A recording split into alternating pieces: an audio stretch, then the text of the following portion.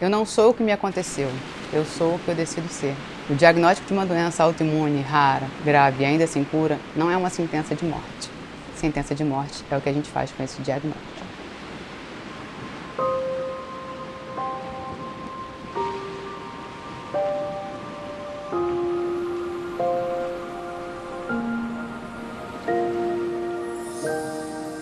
Eu sou a Dani Americano, tenho 44 anos, sou mãe do Pedro, de 20, sou advogada e tenho diagnóstico de neuromielite óptica desde 2012.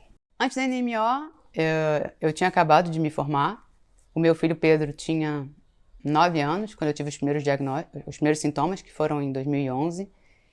E eu estava estudando para concurso. E eu estava começando a correr na rua. Então eu ia da minha casa para a praia e da praia para minha casa, correndo e caminhando, correndo e caminhando. E minha rotina era estudar, levar meu filho para o colégio, ir à praia, fazer diversas coisas com ele. Os primeiros sintomas da NMO foram a síndrome da área postrema, que é uma área aqui no cérebro que gera vômitos incoercíveis, que são vômitos que são incontroláveis, soluços e náuseas. Eu vomitei durante 2 meses, eu perdi 8 quilos. Eu fui a diversos médicos e ninguém sabia o que eu tinha. E aí a vida foi continuando, eu fui recuperando os quilos que eu perdi, eu fui me recuperando porque eu fiquei muito abatida. E em novembro de 2011, meus 2 pés ficaram dormentes na parte de baixo.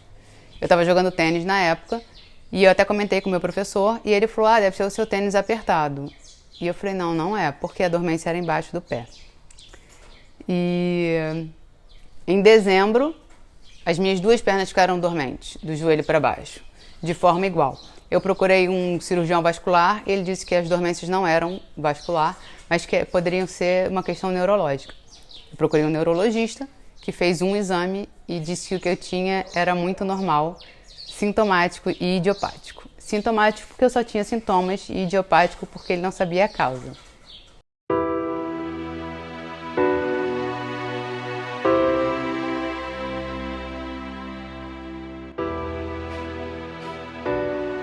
Meu nome é Luciane Campos, tenho 47 anos, hoje eu sou aposentada e eu tenho uma doença autoimune chamada neurite óptica recorrente, que é a espectro de NMO. Em 2013, que eu comecei com os sintomas, inclusive foi o ano em que eu perdi meu pai, eu sentia muita dor de cabeça. E aí, nessa dor de cabeça, eu comecei a ter perda de visão dos lados, que primeiro foi desse lado, do lado direito, onde eu procurei alguns médicos, oftalmologistas, por causa da perda da visão, e eles não sabiam o que era. E eu fui em vários oftalmologistas, mas não consegui obter resultado. E assim, procurei um neurologista, ele também, de uma forma até estranha, né, ele caçoou, por falar que não, que isso aqui era coisa da minha cabeça, de eu tentar como que eu ia enxergar do lado. Mas quando a gente coloca a mão ou que alguém chega perto da gente do lado, a gente consegue ver a pessoa assim do lado, pelo menos o vulto, ver as pessoas que chegam perto da gente do lado. Eu não conseguia mais ter essa visão. E fui só perdendo. Perdi de cima, aí de baixo para cima, de cima para baixo, até que ficou tudo preto. Eu não conseguia ver mais nada.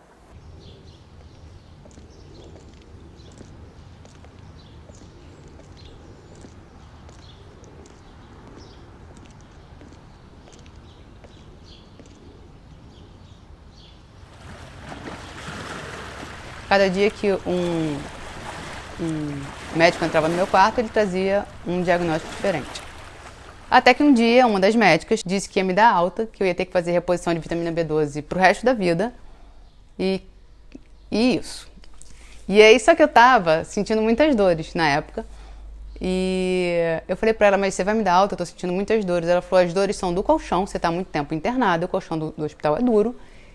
E eu vou te dar alta. Eu liguei pro chefe da neurologia e falei assim, não acha melhor eu internar? Porque internada eu posso fazer o exame no hospital. Ele falou, você aguenta até amanhã? Eu falei, aguento. E eu voltei no dia seguinte, era o dia 27 de março, eu voltei para o hospital. E quando eu cheguei no hospital, eu tinha perdido todos os movimentos do peito para baixo e tinha a minha inflamação na medula que quando eu saí do hospital, quando eu entrei no hospital era aqui na altura da cintura, tinha ascendido até o cérebro, na ponte do tronco encefálico e quase afetando o bulbo. Os médicos, sempre os neurologistas daqui são particulares, e aí eu comecei a fazer os exames para ver o que seria essa doença que estava causando esses problemas. E consegui fazer um exame onde ele verificou que poderia ser ou uma esclerose múltipla ou uma doença de De Vick. Do hospital eu já saí direto para o Sara, lá em Brasília, para fazer reabilitação. Lá eles fizeram todos os exames novamente para fechar o diagnóstico, porque o diagnóstico ele era incerto. Eu não tinha todas as características da doença porque eu nunca tive o nervo óptico afetado. Mas ali em maio, junho de 2012 foi quando eu fechei meu diagnóstico como provável doença de De Vick, né? A neuromielite óptica.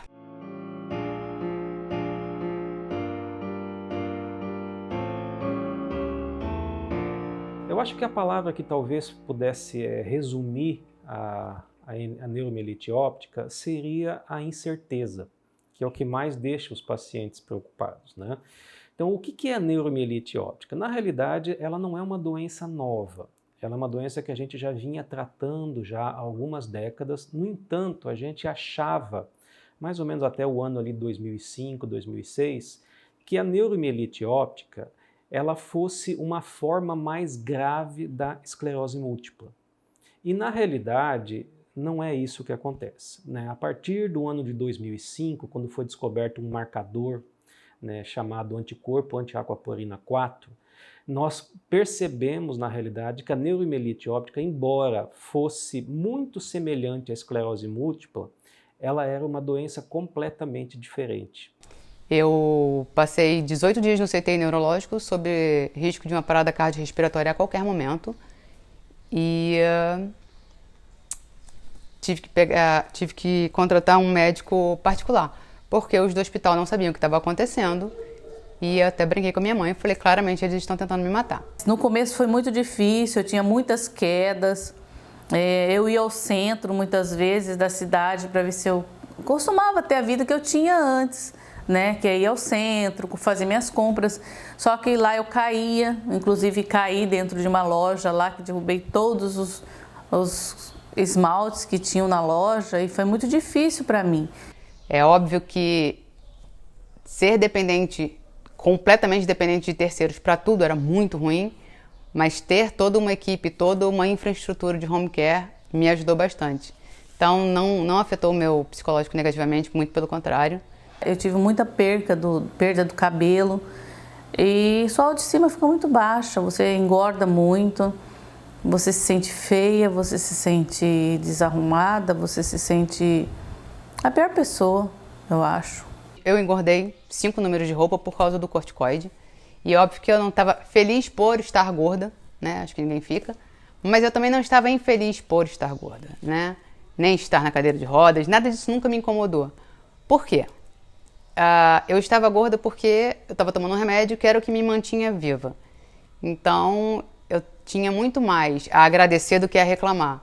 E eu tenho isso pra mim, assim, quando eu penso numa coisa que me incomoda muito, eu tento desfocar esse pensamento e pensar numa coisa que me traga satisfação. No começo, eu tomava azatioprina, que eram comprimidos, né? Mesmo assim, não eram tão caros, mas eu consegui pegar pelo governo. Só que quando a azatioprina não estava fazendo mais efeito no meu corpo, que eu tive o segundo surto, o médico sugeriu que eu entrasse com outra medicação, que foi o rituximab, que é uma medicação muito cara, né? Onde hoje em dia era um valor de naquela época era o valor de um carro. E eu pensava comigo, como que eu vou conseguir isso? Como que eu vou conseguir dinheiro para o tratamento? A neuromielite óptica ela nem é reconhecida pelo governo ainda, até é uma coisa que a gente está trabalhando para que seja. Não me afeta porque o meu tratamento é particular, eu não faço tratamento pelo SUS. Porque eu não gosto de fazer uso de medicação genérica e o medicamento do SUS é genérico. Então, nesse caso não me afeta, mas eu conheço muitas pessoas que são afetadas sim. E em muitos casos, os pacientes têm que colocar o CID, que é o Código Internacional de Doenças, de outra doença, no laudo, para que tenham acesso à medicação. E isso é terrível. E naquela época, o CID não era... Eles só aceitavam o CID da esclerose múltipla, e essa doença nunca foi reconhecida, né?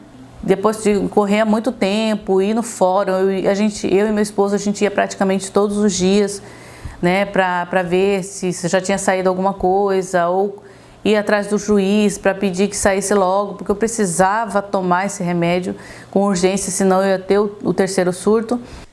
Em 2012, quando eu tive o diagnóstico da neuromielite óptica, quase não se encontrava informação na internet sobre ela. E as informações que existiam eram muito poucas e sempre tendendo para o lado, né, de prognósticos muito ruins, de 5 anos de vida, né, essas coisas. E então eu dali decidi que eu ia trazer informação para os pacientes aqui no Brasil. Em 2014, eu decidi fazer um encontro entre os pacientes de NMO. A gente tinha um grupo de Facebook e então a gente organizou fazer um encontro espalhado pelo Brasil, uma vez que a gente não teria condições de se reunir todos numa só cidade. E de lá para cá, a gente então fez lives mensais, às vezes 2, às vezes 1, com médicos especializados, com fisioterapeutas, com advogados, todos sobre temas relacionados à neuromielite óptica, aos pacientes, né, aos cuidadores. E isso tem trazido muita informação e muito aconchego, porque quando a pessoa é diagnosticada e tem acesso a esse tipo de informação, né, a esse tipo de conteúdo, o diagnóstico fica mais fácil, porque você não está perdido. 2021 foi muito especial.